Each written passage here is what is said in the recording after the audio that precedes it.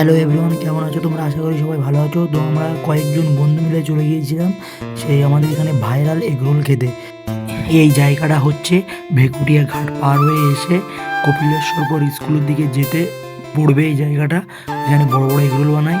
তো আমাদের দুই বন্ধু এখানে বসে আছে।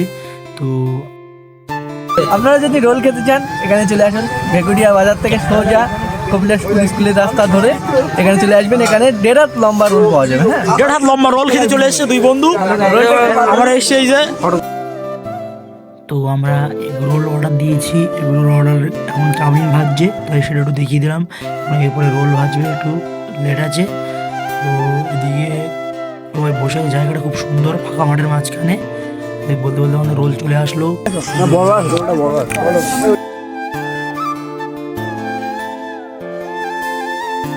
দীঘা মন্দারমণি থেকে এসছে। দীঘা মন্দারমণি থেকে এসছে। তারপরে সবাই মিলে একটু চা অর্ডার করলাম। চাটাও খুব সুন্দর লেগেছে এখানে চাটা। তো সবাই মিলে চা খাচ্ছি এখন।